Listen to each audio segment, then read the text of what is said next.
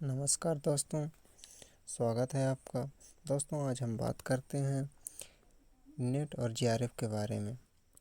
Net क्या है? दोस्तों, नेट असिस्टेंट प्रोफेसर के लिए एक एलिजिबिलिटी टेस्ट होता है। यदि आप असिस्टेंट प्रोफेसर बनना चाहते हैं तो आपको नेट का एग्ज़ाम क्वालिफाई करना पड़ेगा। और जीआरएफ दोस्तों, जो लोग रिसर्च फील्ड में जाना चाहते हैं, मतलब कि जिनको पीएचडी करना है, उनके लिए जीआरएफ ज़रूरी होता है। और जीआरएफ करने पर आपको मंथली 35 से 40 हज़ार रिसर्च के लिए मिलता भी है यूनिवर्सिटी के द्वारा। तो दोस्तों, जो नेट और जीआरएफ है ये दो प्रकार का होता है। पहला यूजीसी नेट जीआरएफ तथा दूसरा है सीएसआईआर नेट जीआरएफ। फिर दोस्तों, यूजीसी का फुल फॉर्म होता है यूनिवर्सिटी ग्रांट कमीशन तथा नेट का फुल फॉर्म होता है नेशनल एलिजिबिलिटी टेस्ट। जीआरएफ का फुल फॉर्म होता है जूनियर रिसर्च फेलोशिप। और सीएसआईआर का फुल फॉर्म होता है council of scientific and industrial research. तो दोस्तों, अब हम बात कर लेते हैं इसकी एलिजिबिलिटी की। दोस्तों, नेट का एग्ज़ाम देने के लिए या जीआरएफ का एग्ज़ाम देने के लिए किसी भी मान्यता प्राप्त विश्वविद्यालय से स्नातक अर्थात ग्रेजुएशन और स्नातकोत्तर पोस्ट ग्रेजुएशन का होना अनिवार्य है।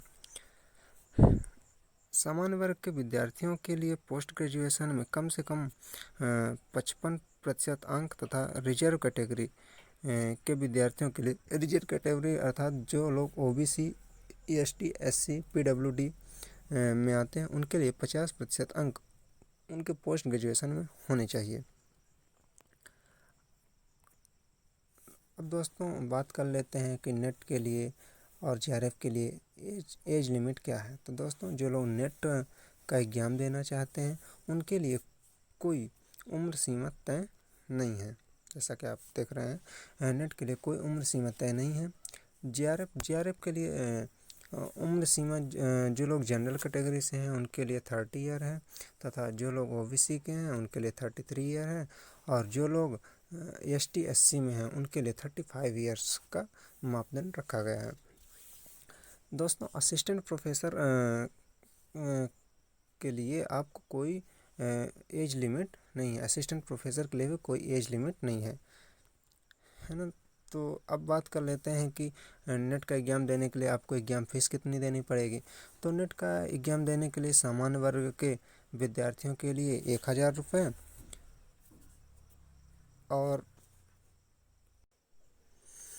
अन्य पिछड़ा वर्ग के बच्चों के लिए 500, अनुसूचित जाति अर्थात एससी के विद्यार्थियों के लिए 250 रुपये, अनुसूचित जनजाति एसटी के लिए भी 250 रुपये फीस रखी गई है। अब दोस्तों, हम बात कर लेते हैं कि एग्ज़ाम पैटर्न क्या होता है। तो दोस्तों, एग्ज़ाम पैटर्न इसका जो है तो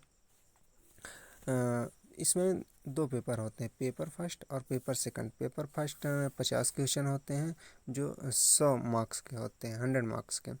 और दूसरा इसका पेपर होता है जिसमें 100 क्वेश्चन होते हैं और ये 200 मार्क्स का होता है।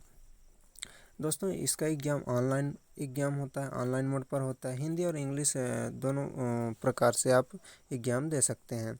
ऑब्जेक्टिव टाइप क्वेश्चन होंगे और नो माइनस मार्किंग अर्थात इसके लिए कोई माइनस मार्किंग नहीं है। और इसके लिए जो टाइमिंग है हमारा, तो 3 घंटे का समय दिया जाएगा। तो दोस्तों, यहाँ तक हुआ। अब बात करते हैं कि क्वालिफ़िकेशन मार्क्स क्या है। दोस्तों, इसको पास करने के लिए जनरल कैटेगरी के जो विद्यार्थी हैं उनके लिए 40% अंक होने चाहिए पास करने के लिए। तथा जो लोग एससी, एसटी, ओबीसी, पीडब्ल्यूडी में हैं उनके लिए 35% अंक लाना अनिवार्य रहता है, तभी आप पास माने जाएंगे। और दोस्तों, वो कट ऑफ वो अलग बात हो जाती है कि आपका जो चयन है तो कट ऑफ के आधार पर होता है, लेकिन आपको पास करने के लिए ये 40% और 35% लाना होता है, तभी आप पास माने जाएंगे।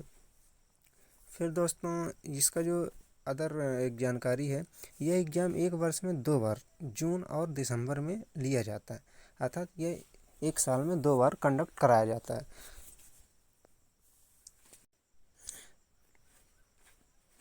दोस्तों ये जो एग्ज़ाम है तो इसको कंडक्ट कौन कराता है, तो इसको कंडक्ट कराता है कंडक्टर एनटीए अर्थात नेशनल टेस्टिंग एजेंसी जो है तो इसको कंडक्ट कराती है, मतलब इस एग्ज़ाम को लेती हैं।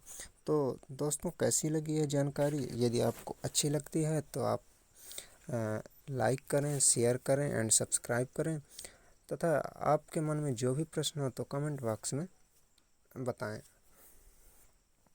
धन्यवाद।